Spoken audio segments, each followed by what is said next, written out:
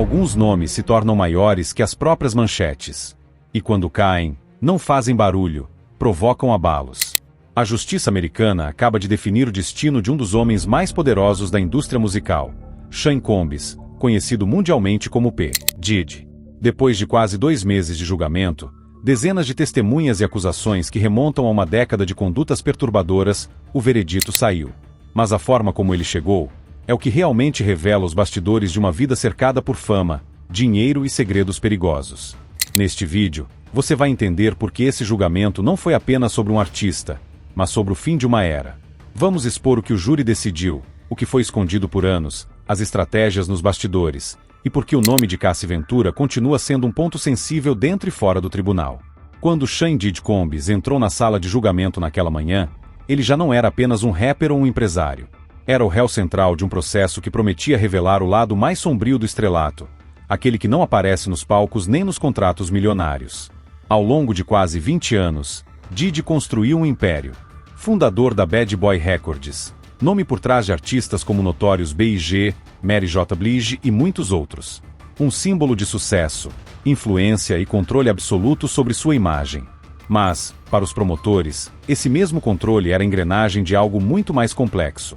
Um sistema paralelo onde poder, medo e silêncio se misturavam.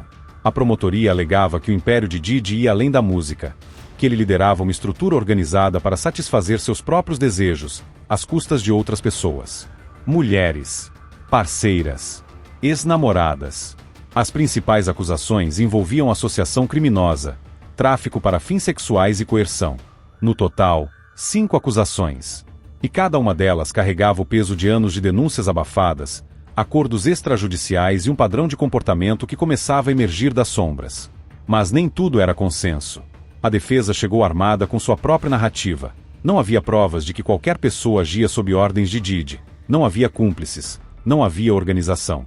E mais, segundo eles, todas as relações apresentadas como abusivas eram, na verdade, consensuais, ainda que complicadas. O que se viu nas primeiras semanas foi um embate brutal entre versões que pareciam pertencer a realidades diferentes. Enquanto os promotores liam transcrições, exibiam e-mails e mensagens criptografadas, a defesa optava por não apresentar testemunhas. Nenhuma. A estratégia era clara: desafiar a acusação a sustentar sozinha o peso da culpa.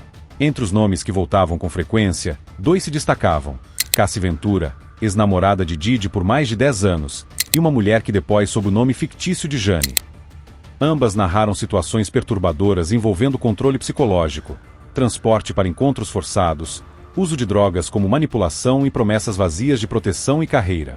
Cassi, especificamente, foi a primeira peça desse dominó a cair. Ainda que o processo entre ela e Diddy tenha sido encerrado por acordo confidencial, sua denúncia desencadeou outras.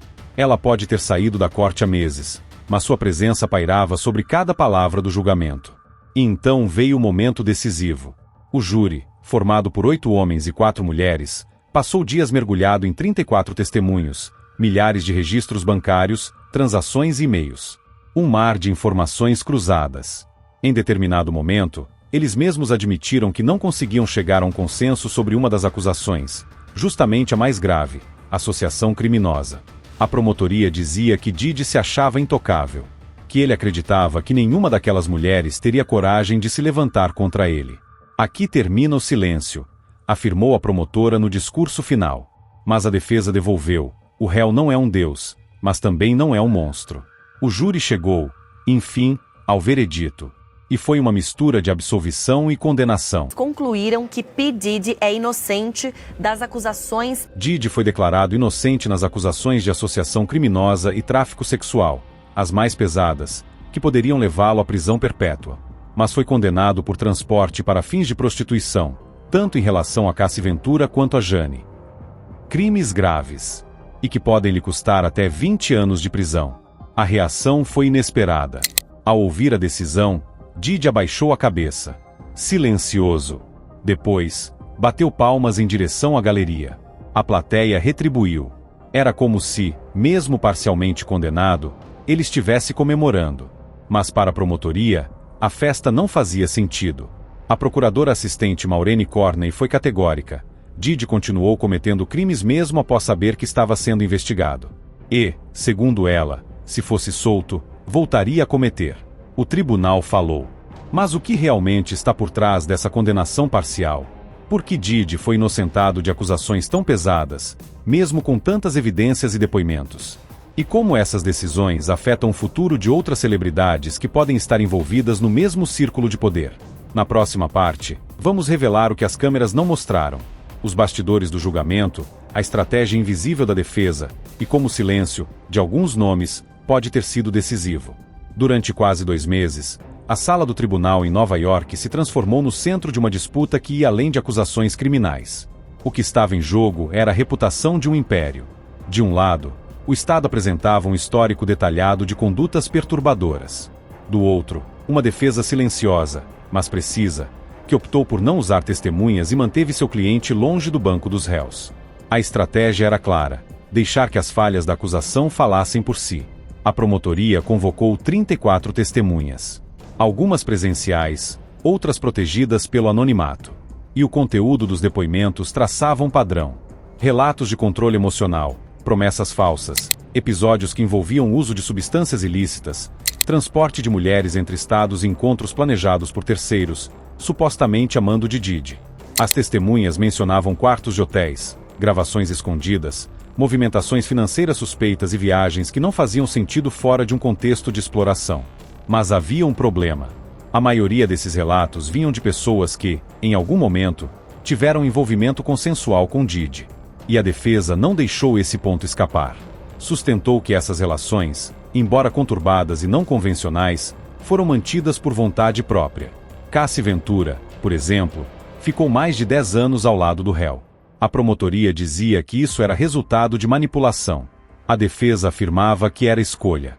Além disso, nenhuma das pessoas que teriam atuado como cúmplices ou organizadores desses supostos encontros ilegais foi chamada a depor. Nenhum nome apareceu como coautor.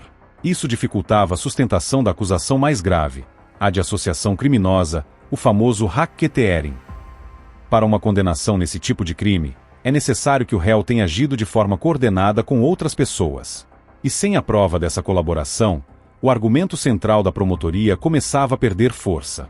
A defesa reforçou que os promotores estavam tentando transformar condutas moralmente questionáveis em crimes organizados. Reiterou que não havia provas materiais de coerção, que nenhuma das mulheres citadas foi sequestrada, ameaçada ou mantida em cárcere.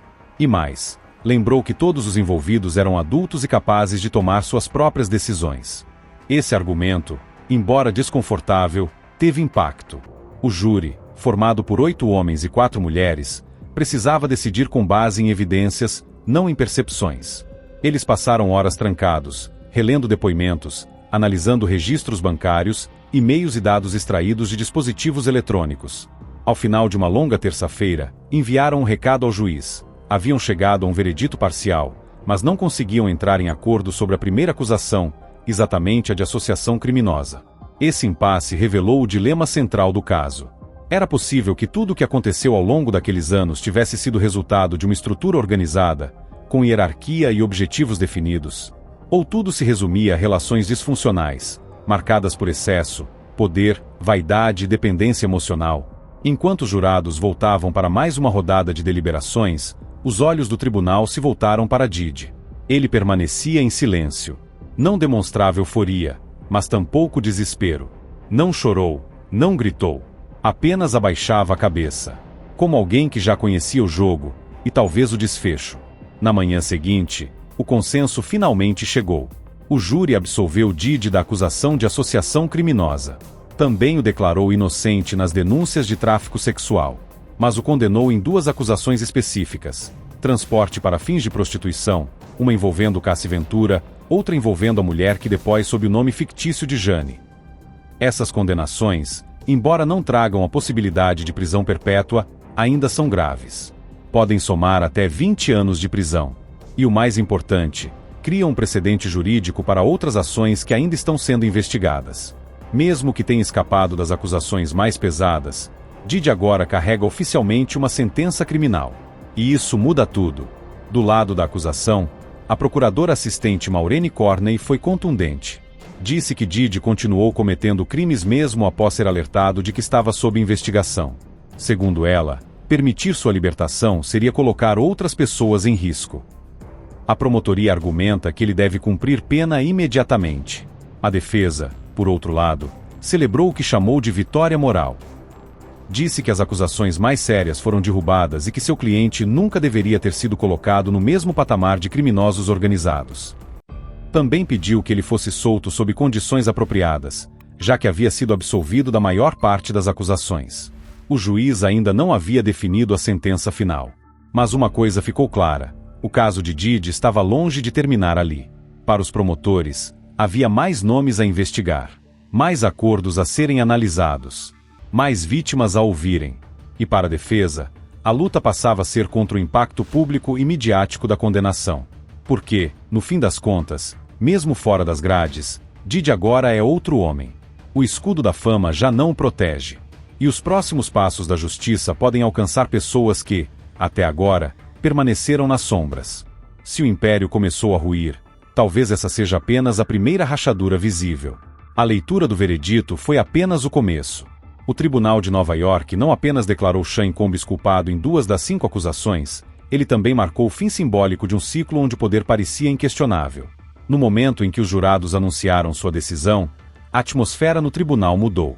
Não houve alarde, mas também não houve alívio. Didi abaixou a cabeça, ajoelhou-se e ficou em silêncio por segundos que pareceram longos demais. Era como se estivesse tentando processar o que acabará de ouvir, ou se preparando para o que viria a seguir. Quando se levantou, olhou para a galeria e bateu palmas. Um gesto inesperado, que foi recebido com aplausos por algumas pessoas presentes. Mas ninguém ali sabia ao certo o que aquilo significava. Era gratidão? Sarcasmo? Alívio por ter escapado da pena máxima? O fato é que, mesmo com a absolvição das acusações mais graves, Didi saiu do tribunal com um carimbo que não se apaga com recursos ou notas oficiais. Culpado por transporte para prostituição. E esse rótulo, diante da opinião pública, é devastador. Principalmente quando está ligado a nomes que já circularam em denúncias anteriores e que ainda aguardam desdobramentos legais. A promotoria tratou de reforçar esse ponto. Disse que o julgamento não encerra nada. Que Didi faz parte de um sistema maior, com conexões poderosas, e que este caso foi apenas o primeiro movimento visível. A frase usada por uma das promotoras no tribunal ecoou para fora das paredes do fórum. Ele achou que ninguém teria coragem de enfrentá-lo. Agora sabemos que estavam errados. Cassie Ventura, embora não estivesse presente fisicamente, foi lembrada em diversos momentos após a leitura da sentença.